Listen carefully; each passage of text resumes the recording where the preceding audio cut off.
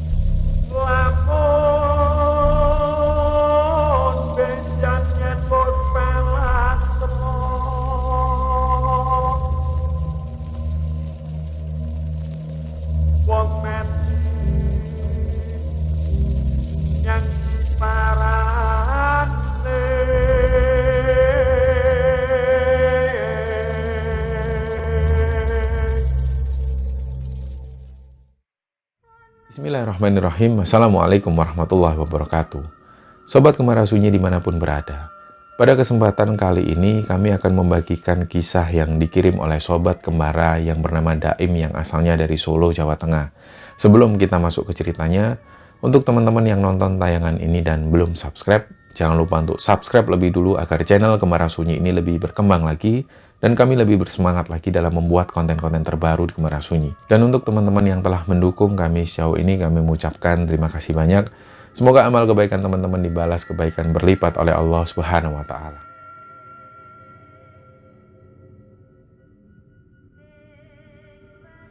Untuk cerita di episode kali ini teman-teman, karena sudah banyak sekali request-request dari Sobat Kemara semua yang ingin kami menceritakan tentang cerita pendakian. Jadi untuk saat ini kami akan ceritakan cerita pendakian yang pernah dialami oleh Sobat Kemara yang bernama Daim. Kejadian ini terjadi di sekitaran tahun 2016. Jadi ceritanya Daim ini aslinya adalah orang Solo. Dia lahir dan besar di sana sampai setelah dia lulus kuliah, kemudian si Daim ini memutuskan untuk bekerja di Jakarta.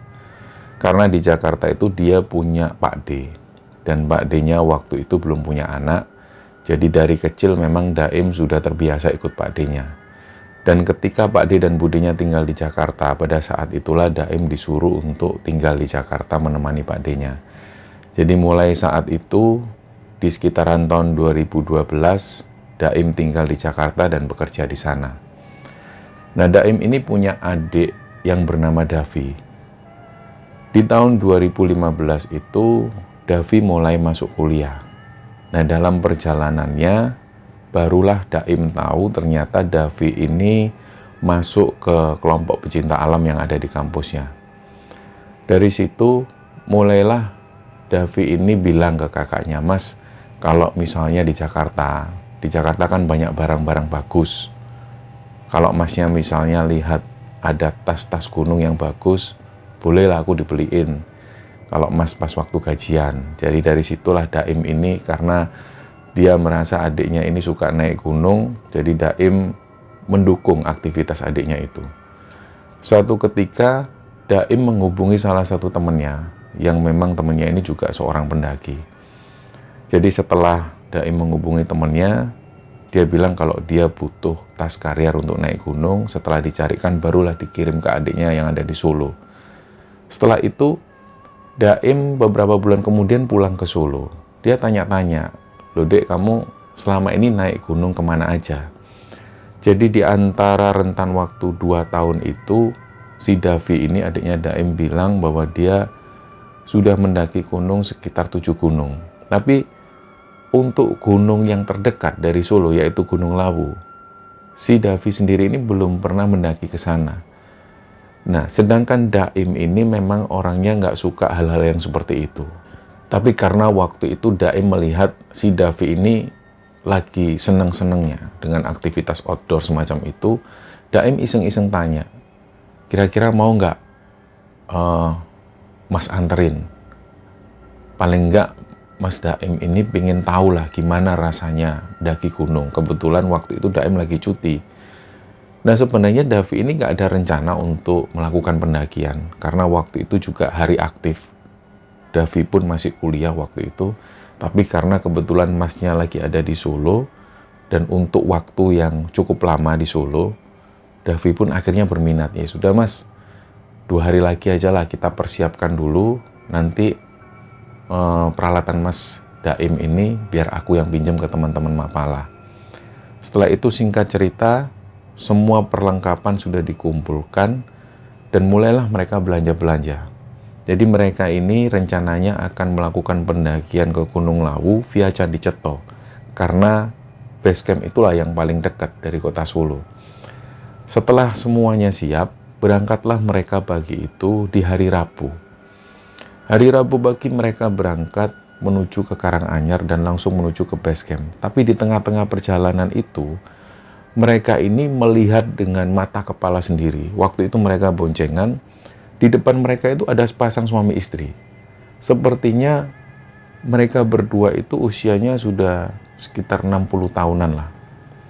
Jadi dari jarak yang sangat dekat sekali, Daim dan Davi itu melihat pasangan suami istri ini memang cara berkendaranya itu memang sudah nggak seperti orang normal. Jadi kadang-kadang beliau itu ke kanan sendiri, kadang ke kiri sendiri. Dan hal itu sudah diingatkan oleh Daim, karena waktu itu Daim yang pegang motor. Dia sempat nyalip sebentar, terus ngomong ke bapak-bapak ini, "Pak, hati-hati Pak, minggir dulu Pak." Sempat ngomong seperti itu. Dan karena Daim merasa sudah ada perasaan gak enak, jadi sepasang suami istri, bapak dan ibu-ibu itu dibuntuti dari belakang. Khawatirnya ada apa-apa. Ternyata hal yang ditakutkan oleh Daim waktu itu benar-benar terjadi. Jadi Daim pun waktu itu kayak ngeblank. Daim ini melihat sepasang suami istri ini tiba-tiba jalannya itu ke kanan miring sendiri, terus tiba-tiba mereka berdua ini jatuh dan langsung ditabrak oleh kendaraan dari arah berlawanan. Dan seketika itu juga lah Daim dan Davi ini melihat pemandangan yang sangat mengerikan. Sepasang suami istri ini tewas seketika di sana. Dari situ badan Daim ini sampai gemeteran. Bahkan Davi itu juga sempat diam untuk beberapa saat, dan setelah Davi ini ditenangkan oleh Daim, di situ banyak sekali orang-orang yang berdatangan. Nah, setelah melihat hal yang seperti itu, akhirnya ada orang dari sana, warga di sekitar sana. Beliau ini bilang ke Daim dan juga Davi, "Sudah mas, lanjut aja perjalanannya, biar ini diurus sama warga." "Iya pak, sudah masnya berangkat aja." Dari situ Daim ini masih nggak bisa megang setir motornya karena tangannya benar-benar gemetaran. Dia melihat sendiri di depan mata kepala sendiri kejadian naas itu. Setelah beberapa saat, Akhirnya mereka berhenti di sebuah warung, mereka minum teh lebih dulu. Jadi waktu itu Daim melihat adiknya ini, dia diem, dia nunduk terus. Terus Daim tanya, Dav, kamu nggak apa-apa, Dav? Nggak apa-apa mas, cuman shock aja mas. Baru kali ini Davi itu ngelihat kecelakaan yang seperti ini di depan mata kepala sendiri. Ya sudahlah, tenangin dulu, kalau sudah tenang kita berangkat lagi. Hampir 1 jam lebih mereka itu berdiam diri di warung. Dan waktu itu mereka nggak punya firasat apapun. Apakah ini sebuah tanda-tanda buruk atau apa. Daim dan Davi ini nggak punya pikiran semacam itu. Setelah 1 jam kemudian barulah mereka melanjutkan perjalanan. Dan pada saat itu Daim ini melajukan motornya itu dengan sangat pelan sekali. Di bawah 50 km per jam. Nah, dalam perjalanan itu sekitar hampir setengah jam lebih, tiba-tiba motor mereka ini bocor. Nggak tahu apa yang membuat ban motor mereka itu bocor. Daim berhenti, dia cek sebentar. Setelah dia cek, dia cari mungkin ada paku atau benda tajam yang nempel di bannya. Dicek sekali lagi, ternyata nggak ada. Nah, terpaksa karena ban ini sudah bocor, sudah kempes, dia harus tuntun motornya. Dan pada waktu itu keadaan jalan ini sudah mulai menanjak. Nah, untungnya nggak sampai 50 meter ada tukang tambal ban. Berhentilah mereka di sana. Dan setelah dicek oleh tukang tambal ban ini juga heran. Ini saya nemu bocornya mas, tapi nggak nemu benda tajamnya. Ya sudahlah pak, ditambal aja, nggak penting itunya. Nah setelah ditambal, dicek lagi kan. Pada waktu dicek ini ada kebocoran lagi. Nah, Daim sendiri juga nggak berpikiran yang aneh-aneh. Ya mungkin bannya ini sudah waktunya ganti atau gimana.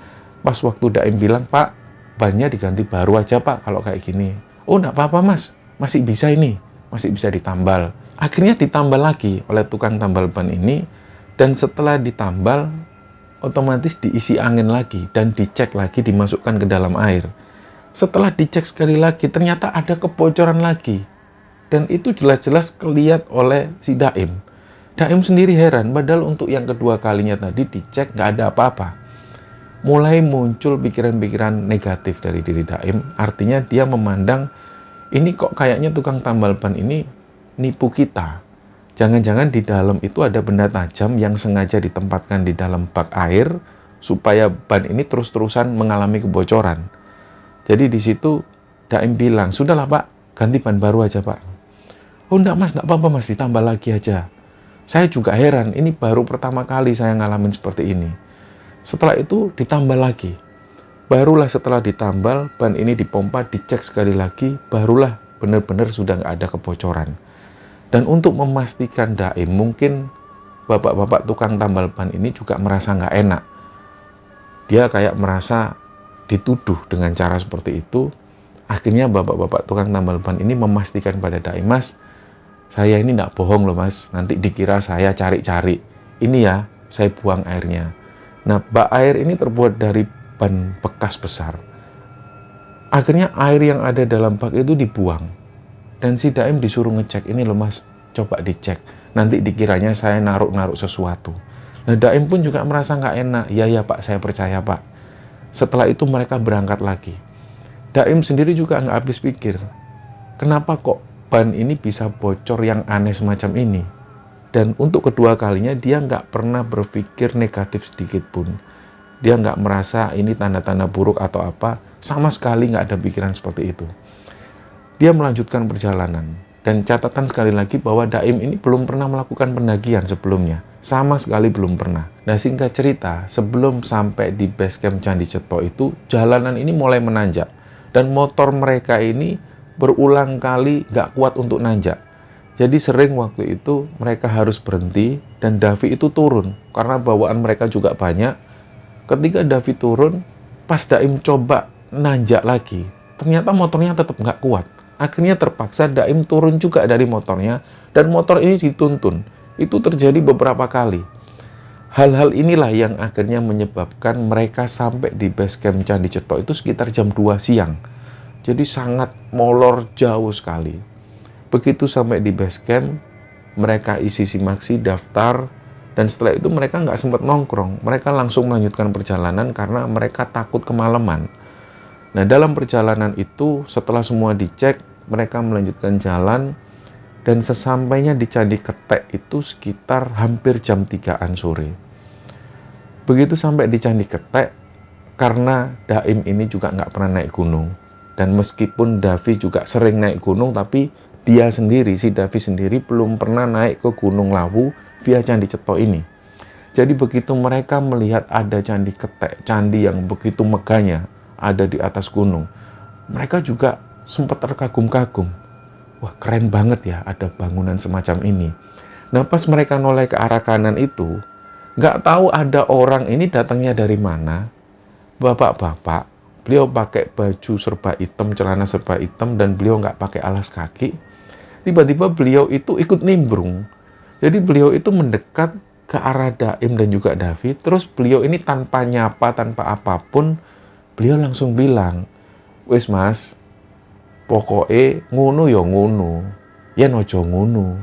Lah otomatis Daim juga bingung dengan Davi. Meskipun dia sendiri tahu maksud dari kata-kata bapak ini itu apa. Mereka tahu, tapi yang membuat mereka heran, kenapa kok bapak-bapak ini tiba-tiba datang? Nggak tahu datangnya dari mana, dengan penampilan yang serba hitam seperti itu, dan tiba-tiba ngomong hal demikian. Tanpa salam, tanpa nyapa, tanpa ngomong apapun, tiba-tiba ngomong seperti itu. "Wes mas, pokoknya ngono ya nojo ngono."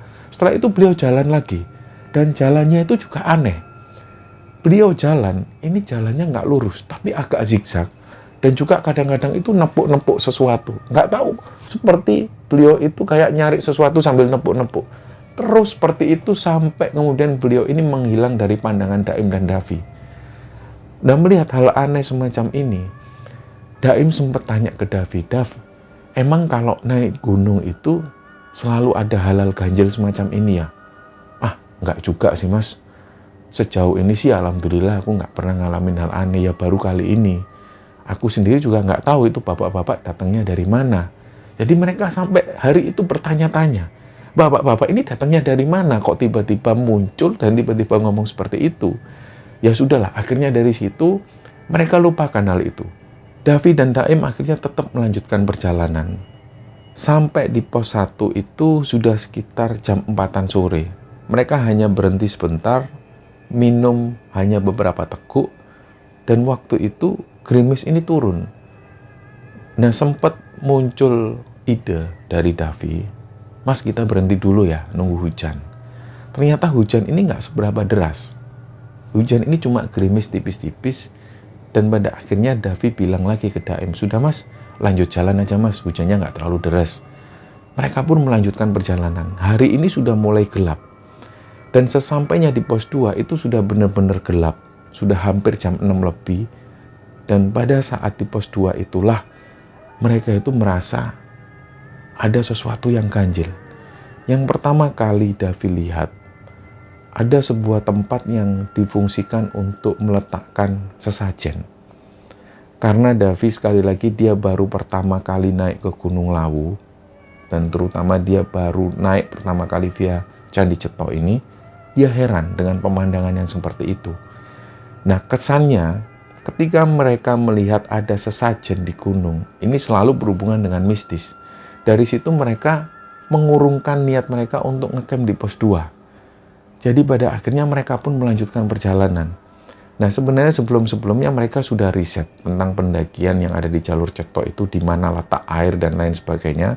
Mereka tahu bahwa ada sumber air di pos 3. Dari situ mereka pun melanjutkan perjalanan. Nah, perjalanan yang gelap itu memunculkan situasi-situasi yang benar-benar aneh. Jadi karena mereka itu juga naik 2 orang ini, nggak ada pendaki lain yang naik pada waktu itu. Mungkin karena mereka naik di hari Rabu, jadi 2 orang ini jalan, suasana itu sunyi sekali, yang terdengar cuma langkah kaki mereka. Sebelum sampai di pos 2, mereka itu pertama kali yang mendengar si Davi ini. Davi itu dengar di bagian telinga kanan itu ada yang bisikin sesuatu. Tapi waktu itu Davi nggak ngomong ke Daim, dia tetap jalan. Barulah pas si Daim ini mendengar suara bisikan-bisikan itu, Daim ngomong ke Davi, "Dav, kok ada yang bisik-bisik ya di telinga kiriku. Iya mas, sama mas, aku juga. Ini kata senior-seniorku, kalau ngalamin apa-apa di gunung, lebih baik diem aja mas, nggak usah diomongkan langsung, pas turun aja. Oh gitu ya Dav? Iya mas, sudah, cuekin aja. Nah mereka melanjutkan perjalanan lagi, dan sepanjang perjalanan menuju ke pos 3 itu, Davi dan Daim ini terus mendengar suara bisikan-bisikan. Jadi semacam suara angin. Nah suara angin yang berembus itu tiba-tiba berubah menjadi suara bisikan. Jadi suara bisikan ini terdengar jelas seperti suara seorang kakek-kakek, yang seolah suara kakek-kakek ini sedang menasihati cucunya. Terus seperti itu. Nah Daim pun juga merasa hal yang sama. Jadi sempat beberapa kali Davi itu menepuk telinga bagian kanannya, jadi seolah menghalau suara-suara ini. Begitupun juga si Daim. Jadi mereka berdua itu benar-benar terganggu pada saat perjalanan dari pos 2 menuju ke pos 3. Suara bisik-bisikan itu terus-menerus terdengar. Nah sampailah mereka di pos 3. Mereka mendengar suara air yang mengucur, senanglah waktu itu. Meskipun pada saat itu di pos 3 nggak ada satu orang pun. Jadi begitu sampai di sana, yang mereka lakukan pertama kali, mereka isi air dalam botol mereka. Setelah itu mereka masuk ke shelter. Nah Davi bilang ke Daim, mas, kita nggak usah dirikan tenda, kita tidur di sini aja di shelter. Terus si Daim ini bilang, loh dek, nggak apa-apa tadi kalau tidur di sini. Itu tempat ini kan nggak ada pintunya. Udah nggak apa-apa mas, memang seperti ini. Daripada kita bongkar tenda, besok pagi kita harus jalan lagi. Ya sudahlah, berarti kita gelar matras saja. Ya mas, gelar matras sama tidur pakai sleeping bag. Oh ya sudahlah. Begitu matras digelar, mereka masak sesuatu. Mereka masak mie instan dan juga bikin minuman-minuman hangat. Setelah mereka makan dan ngobrol-ngobrol sebentar, nggak ada satupun pendaki ini yang lewat. Waktu itu sudah sekitar jam setengah 10 malam, mereka pun memutuskan untuk tidur. Jadi posisi tidur itu, di bagian yang paling pojok itu Davi, dan di sampingnya ada Daim. Jadi Daim itu menghadap langsung ke arah pintu. Pintu ini dalam keadaan terbuka, bisa ngelihat ke arah luar yang gelap itu. Nah mereka tidur waktu itu, tiba-tiba nggak tahu jam berapa, Daim itu merasa seperti antara sadar dan nggak sadar, dia mendengar ada suara langkah kaki. Jadi ada pendaki yang naik. Nah otomatis Daim ini pun akhirnya terjaga. Dia melihat dengan seksama, ini siapa yang datang? Kok sendirian di malam-malam seperti ini? Jadi waktu itu Daim ini melihat ada perempuan. Perempuan ini tiba-tiba masuk ke dalam shelter, dan yang membuat Daim ini merasa kejadian itu janggal karena perempuan ini nggak pakai alas kaki. Dia dandanannya pun juga nggak seperti pendaki. Pakaiannya seperti biasa, seperti pakaian anak desa. Jadi waktu itu Daim ini sempat terdiam ngelihat sosok perempuan ini. Pas waktu sosok perempuan ini masuk dalam shelter, tiba-tiba dia mendekat ke arah Daim dan dia ikut-ikutan tidur. Dan waktu itu si perempuan ini tidurnya menghadap ke arah Daim. Sebelum dia ini terpejam, dia sempat ngelihat Daim, benar-benar ngelihat ke arah Daim. Disitulah Daim itu juga kayak orang yang tindian, dia nggak bisa ngapa-ngapain. Sempat ada kontak mata seperberapa detik, kemudian perempuan ini memejamkan mata, dia tidur. Nah dari situlah Daim itu kembali sadar, dan dia bangunkan adiknya, Dav, bangun Dav. Kenapa mas? Jam berapa ini? Dilihat oleh Davi, waktu itu sudah jam 1:30. Nah karena Daim ingat bahwa Davi pernah ngomong, jangan cerita apapun kejadian yang terjadi di gunung. Daim diem. Davi sempat tanya, ada apa mas? Kamu ngelihat apa? Nggak apa-apa, nanti aja ceritanya waktu turun. Akhirnya Daim ini tidur. Dia tidur lagi tapi nggak menghadap ke arah pintu. Dia menghadap ke arah adiknya. Akhirnya waktu itu Daim pun tertidur. Belum berapa lama dia tertidur, dia mendengar lagi ada suara langkah kaki. Yang tadinya suara langkah kaki ini jalan, waktu itu suara langkah kakinya ini kayak lari-lari kecil. Nah apalagi di luar itu sehabis hujan, jadi ada bekas seperti air yang tergenang. Ini diinjak-injak oleh sosok ini. Cak cak cak cak cak cak cak cak cak cak. Nggak lama kemudian Daim mendengar jelas bahwa sosok ini masuk lagi ke dalam shelter dan tidur persis di belakang Daim. Waktu itu Daim sudah nggak berani lagi menoleh dan dia menahan rasa takutnya itu sampai sekian jam. Barulah ketika alarm di HP-nya ini berbunyi jam 5 pagi, baru Daim ini bisa tenang. Dia bangunkanlah adiknya. Dek, sudah jam 5 pagi, Dek. Davi pun bangun karena waktu itu mereka masih capek. Davi bilang ke Daim, Mas, gimana kalau tidur lagi, Mas? Aku masih capek, Mas. Ya sudahlah, tidur lagi aja, enggak apa-apa. Mereka melanjutkan tidur. Nah, ketika hari ini semakin siang, suasana di shelter itu semakin hangat, yang membuat mereka semakin nyaman untuk tidur. Pada akhirnya sekitar jam 10 siang, mereka kebangun.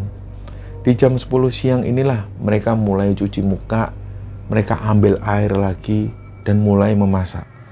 Sedangkan suasana di pos 3 itu masih sepi, nggak ada satu pendaki pun yang datang di sana. Nah, Daim ini iseng-iseng dia melihat ke arah luar. Di luar itu masih memang ada genangan air. Yang dipikirkan oleh Daim waktu itu, kalau memang semalam ini ada yang datang, seharusnya ada jejak-jejak kaki atau sepatu. Ternyata waktu itu nggak ada satupun jejak langkah kaki. Ini yang membuat Daim itu merasa benar-benar kejadian kemarin itu janggal dan aneh. Nah, setelah mereka masak, mereka siap-siap, mereka lanjutkan lagi berjalan. Jalanlah mereka ketika sampai di pos 4 itu sekitar jam 1 siang. Di pos 4 ini mereka nggak berhenti. Mereka lanjut lagi jalan. Dan singkat cerita, sesampainya di daerah Bulak Peperangan itu sudah sekitar jam 4:30 sore dan kabut ini turun. Waktu itu kabut ini turun dengan sangat tebal sekali sampai pandangan mata itu juga terbatas. Nah, awalnya mereka ini ingin langsung mendirikan tenda di warungnya Mbok Yem yang ada di puncak. Jadi ketika sampai di Bulak Peperangan hampir jam 5 sore, mereka melanjutkan perjalanan. Waktu itu mereka sudah benar-benar capek sebenarnya. Tapi karena target mereka bukan ngecamp di sana, di Bulak Peperangan itu, mereka melanjutkan perjalanan. Sampai di tengah jalan, suasana sudah mulai gelap, headlamp ini mulai dinyalakan. Nah, hal itu mereka lakukan sebelum sampai di Kupak Menjangan, di pos selanjutnya. Mereka tetap jalan. Mereka juga bertanya-tanya waktu itu, ini pos selanjutnya di mana yang namanya Kupak Menjangan ini. Seharusnya mereka sudah sampai. Karena mereka sudah jalan beberapa jam, tapi mereka sendiri juga heran kok belum ketemu pos Kupak Menjangan. Nah, setelah mereka jalan, di tengah malam yang seperti itu, Davi itu tiba-tiba noleh. Kenapa, Dav? Daim tanya. Ini suasana hening sekali. Tiba-tiba Davi itu noleh dan ngomong ke Daim, Mas, kok ada yang manggil aku ya? Dav, kamu ngomong yang bener, Dav. Gak ada yang manggil kamu. Ayo jalan lagi. Jalanan lagi. Karena waktu itu Daim ini ada di belakang. Daim mulai berpikiran yang aneh-aneh. Kok Davi ini ngomong seperti ini? Kok dia merasa ada yang manggil? Padahal suasana waktu itu benar-benar hening. Gak ada suara apapun. Pas waktu mereka ini jalan, belum lama, belum sampai 10 menitan mereka jalan, Davi diem lagi, berhenti, dia noleh lagi. Mas, itu yang manggil siapa sih, Mas? Kok ada yang manggil namaku? Kok ada yang tahu namaku? Daim mulai curiga. Dav, ayo Dav, fokus Dav, konsen. Kan kamu sendiri yang bilang, kalau jalan di tengah malam kita harus fokus. Ayo fokus. Ya Mas. Jalan lagi. Nah, sambil jalan itu Daim sempat mikir sekali lagi.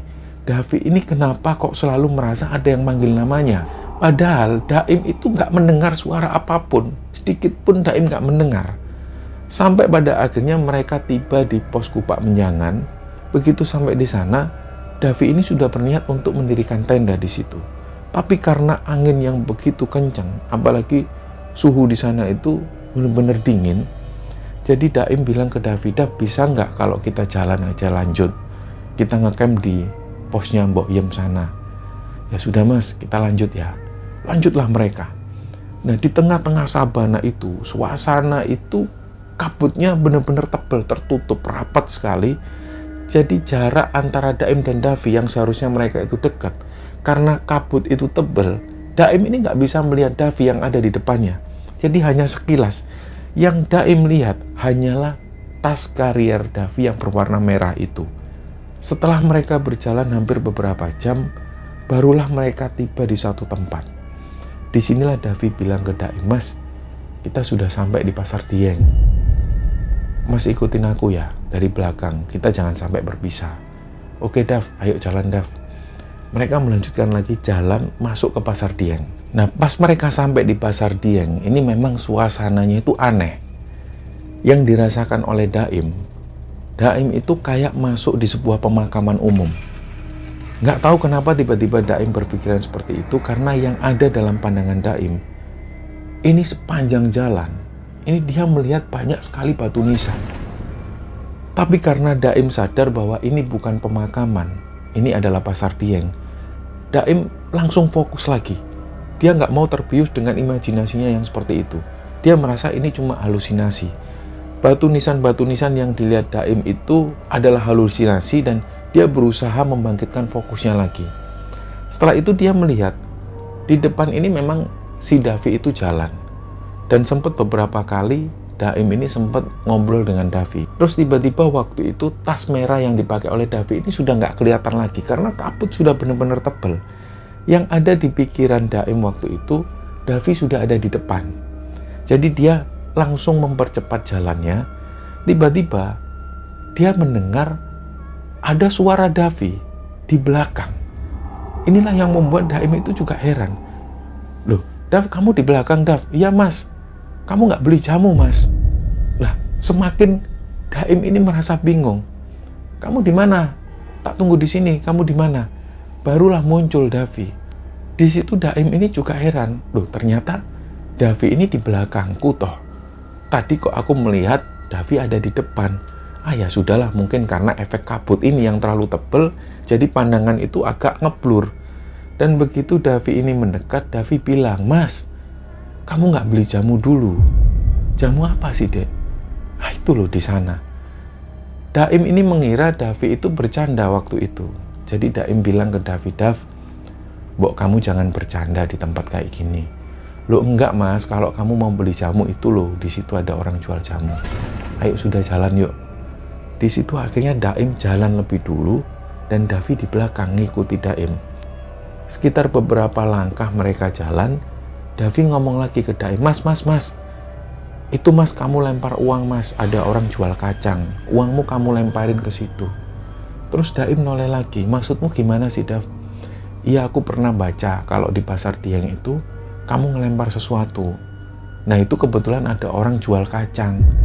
Siapa tahu dia bisa ngasih kamu sesuatu. Dan siapa tahu itu bukan kacang, kamu dikasih sesuatu, mungkin pengasihan atau apa."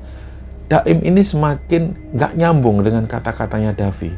Ini si Davi ini ngomong apa kok nggak jelas kayak gini? Mana ada orang jual kacang di tengah hutan semacam ini?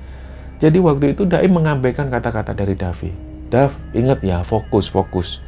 Mereka pun jalan lagi. Dari situ Davi sudah nggak banyak omong, dia diem. Jadi di situ jalan, dan nggak lama kemudian Daim ini ngelihat dari kejauhan ada headlamp. Jadi headlamp itu terlihat bergerak. Daim berpikir, "Oh ternyata ada pendaki lain. Dav, itu ada pendaki lain Dav." Davi nggak bersuara apapun. Tiba-tiba pas mendekat, Daim kaget. Ternyata headlamp ini berasal dari headlampnya si Davi. Davi ini ternyata sudah ada di depan. Begitu Daim ini ngelihat ada Davi di depan, Daim kaget, "Loh Dav, kamu dari tadi di sini?" "Iya Mas, aku nunggu kamu, khawatir." "Loh Dav, yang di belakang tadi siapa yang ngomong?" "Loh aku dari tadi di sini Mas, nunggu sudah hampir 5 menitan." Langsung waktu itu Daim ini merinding. Dia benar-benar bulu kuduknya itu merinding. Karena Daim yakin dalam perjalanan di Pasar Dieng itu dia ditemenin sosok adiknya, si Davi. Dan Davi sempat beberapa kali ngomong kalau Davi ini nyuruh Daim beli jamu dan beli kacang. Itulah yang membuat Daim ini benar-benar merinding seluruh tubuhnya. Dan dipastikan lagi ke Davi, "Dav, kamu nggak bercanda kan? Kamu dari tadi nunggu di sini." "Iya Mas, aku nunggu di sini."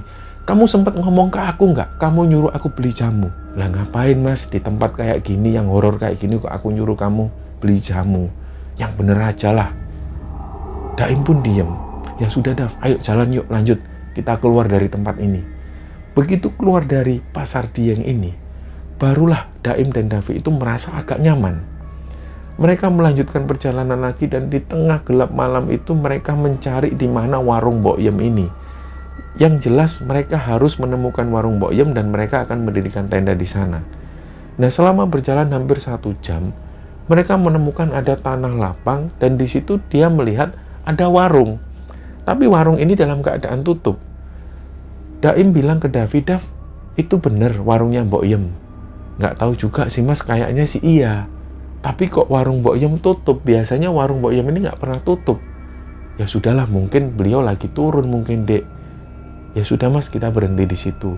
Jadi di depan warung itu ada semacam tanah datar. Mereka letakkan tas mereka di sana. Mereka sudah berencana untuk mendirikan tenda di situ. Nah, sebelum mereka mendirikan tenda, mereka bikin minuman hangat lebih dulu. Setelah mereka bikin minuman hangat dan ngerokok sebentar, terus si Daim bilang ke Davi, "Dav, gimana? Kita dirikan tenda sekarang?" "Nggak usah mas, kita naik aja." "Loh kenapa?" Terus Davi ngomong ke Daim, "Lah itu warungnya nggak ada ya mas." Lah Daim ini noleh. Begitu Daim noleh, ternyata nggak ada warung. Yang ada ini hanya tanaman-tanaman semacam edelweiss. Karena waktu itu nggak seberapa jelas, Daim sendiri juga heran. Padahal mereka berdua tadi itu sempat melihat ada warung di sana. Bahkan mereka sempat berhenti di depan warung itu. Dan ketika Davi ngomong seperti itu, dan Daim juga melihat ke belakang, dan ternyata benar-benar nggak ada warung. Langsunglah semua peralatan masak ini dimasukkan lagi ke tas. Mereka melanjutkan perjalanan. Dan nggak sampai setengah jam kemudian, barulah di situ mereka melihat warung Mbok Yem. Di depan warung Mbok Yem itu sudah ada 2 tenda yang berdiri di situ. Mereka lega akhirnya. Ini benar-benar warung Mbok Yem, Dek, itu ada tulisannya. "Iya mas." Begitu mereka berhenti di situ, para pendaki yang ada di dalam tenda ini kayaknya sudah tidur semua. Mereka langsung segera mendirikan tenda. Pagi itu mereka bareng-bareng menuju ke puncak. Jadi ternyata para pendaki ini naik dari Cemoro Sewu. Dan setelah mereka berkenalan sebentar, sekitar jam 8:30 pagi, si Davi dan juga Daim ini sempat sarapan sebentar di warungnya Mbok Yem. Setelah mereka makan sebentar dan ngobrol-ngobrol dengan pendaki-pendaki yang ada di sana, Davi dan Daim melanjutkan kembali turun. Itu sekitar jam 10. Pada waktu mereka turun gak ada kejadian apapun, dan pada saat melintasi Pasar Dieng itu mereka melihat suasana di Pasar Dieng meskipun di jam seperti itu di siang hari, memang suasananya magis. Ada kabut tipis yang menyelimuti Pasar Dieng itu. Setelah mereka meninggalkan Pasar Dieng, mereka melanjutkan perjalanan menuju ke bawah, menuju ke Bulak Peperangan. Dan sesampainya di Bulak Peperangan itu sudah sekitar jam 3:30 sore. Karena sebelum-sebelumnya mereka ini sering istirahat. Pada waktu itu di Bulak Peperangan itu mereka sempat berhenti sebentar dan bikin minuman hangat. Hal itu dilakukan sampai hampir 1 jam. Jadi sekitar 4:30 sore mereka baru melanjutkan perjalanan lagi. Nah, ketika sampai di pos 4, ini keadaan sudah gelap. Mereka menyalakan headlamp dan melanjutkan perjalanan lagi turun. Begitu mereka ini turun, belum sampai 10 langkah, tiba-tiba si Davi itu bilang ke Mas Daim, "Mas, aku perutku nggak enak mas, mules." "Ya sudah, berhenti dulu ya." "Ya mas, berhenti dulu mas." Nah di situ Davi ini cari tempat semak-semak. Di situ dia buang air besar dan setelah itu dia balik. Terus Davi bilang, "Mas, kayaknya aku nggak bisa lanjutkan perjalanan ya mas. Kita ngekam di pos 4 aja ya." "Oh ya wis, nggak apa-apa dek." Akhirnya mereka balik lagi menuju ke pos 4. Di pos 4 itu ada shelter, tapi shelter ini nggak terlalu besar. Jadi malam itu mereka memutuskan untuk ngecamp di shelter pos 4 tanpa tenda. Mereka gelar matras dan keadaan di sana itu lebih hangat daripada di pos 3. Pada waktu itu mereka bikin makanan-makanan hangat dan si Davi ini minum obat. Obat yang diminum Davi waktu itu bukan obat sakit perut, karena dia nggak bawa obat sakit perut. Jadi dia minum obat semacam paracetamol yang akhirnya membuat Davi waktu itu merasa ngantuk yang luar biasa. Jadi sekitar jam 9 malam, Davi ini sudah tertidur. Sedangkan Daim waktu itu benar-benar nggak bisa tidur. Kondisi Daim waktu itu benar-benar capek, tapi dia nggak bisa untuk tidur. Jadi akhirnya sekitar jam 10 malam, Si Daim ini duduk, dia nyalakan kompor, dia bikin kopi lagi. Nah, sampai waktu itu sekitar jam 12 malam, si Daim belum bisa tidur. Dia itu sering kali mendengar banyak sekali suara-suara yang aneh. Ada suara orang yang ngetuk-ngetuk sesuatu. Jadi kayak ada orang yang memukulkan besi, teng, teng, teng. Yang jelas ini sangat nggak mungkin sekali. Karena ini posisi mereka ini ada di pos 4. Mana ada orang yang memukulkan sesuatu di tempat yang seperti ini. Nah, suara ini berlalu. Berubah menjadi suara seperti ada anak-anak kecil yang berlarian. Nah, begitu si Daim mendengar suara-suara yang seperti ini, dia sudah mulai merasa nggak nyaman. Dari situlah dia memutuskan untuk coba tidur. Diusahakan gimana caranya supaya dia tetap bisa tidur. Akhirnya di situ Daim mulai tidur, sleeping bag ini ditutupkan ke raut wajahnya, dia mencoba tidur. Sekitar jam 1 dini hari, si Daim belum bisa tidur. Tiba-tiba dia dengar ada suara gemerincing lonceng, cering, cering, cering, cering. Tapi suara gemerincing lonceng itu seperti berirama, cering, cering. Nah, awalnya Daim mengira kalau ini ada rombongan pendaki yang naik. Karena waktu di puncak, Daim itu sempat melihat beberapa pendaki-pendaki itu di bagian tasnya itu dipasang semacam lonceng. Nah, umumnya mereka memasang lonceng-lonceng semacam itu. Daim sendiri juga nggak ngerti apa maksudnya mereka memasang lonceng-lonceng seperti itu. Ada yang masang lonceng keluntungan sapi, keluntung. Jadi kalau mereka jalan itu muncul bunyi seperti keluntung. Ada juga yang dipasang seperti bel gemerincing. Jadi pas waktu mereka jalan suaranya gemerincing. Waktu itu Daim berpikir mungkin ada pendaki yang naik karena suaranya juga hampir sama seperti pendaki-pendaki yang ada di puncak itu.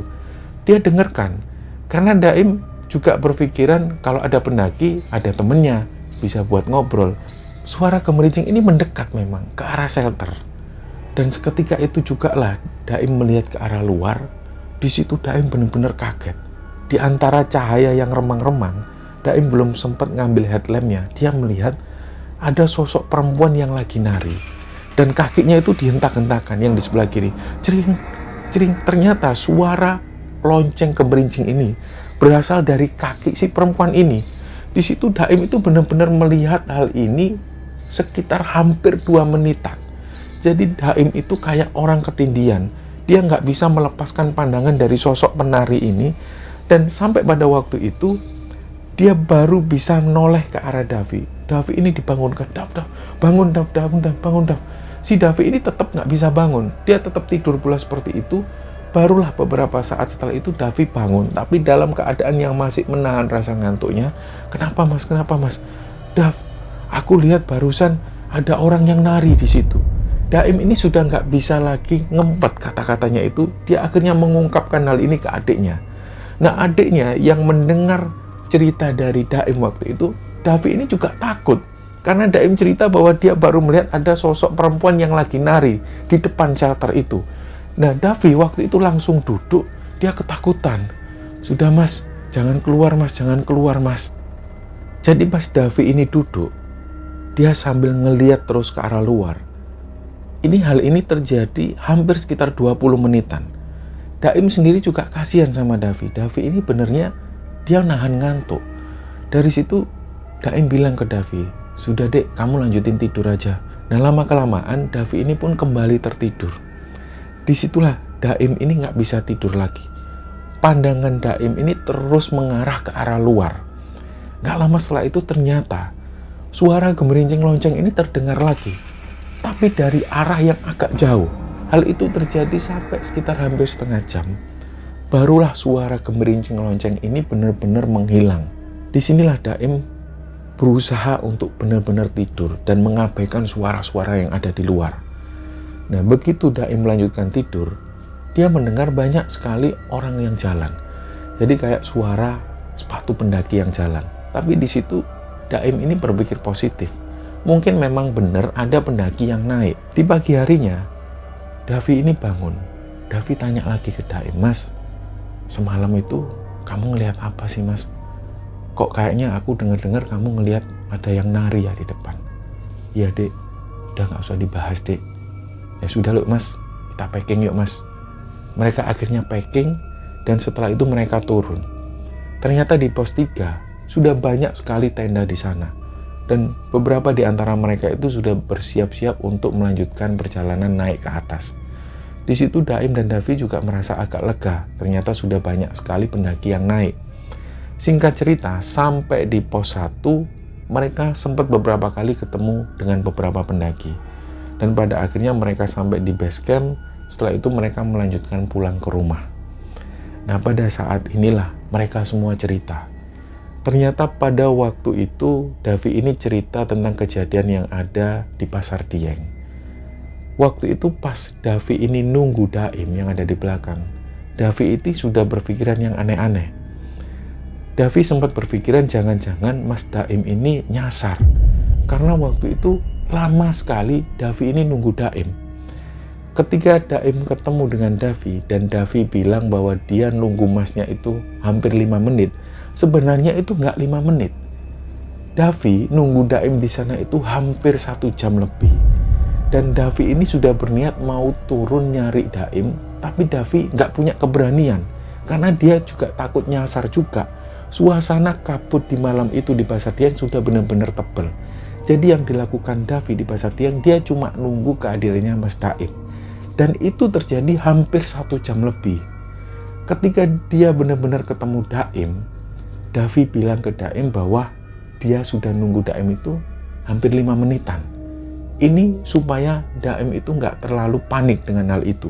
Padahal dia sudah 1 jam lebih nunggu Daim nggak datang-datang.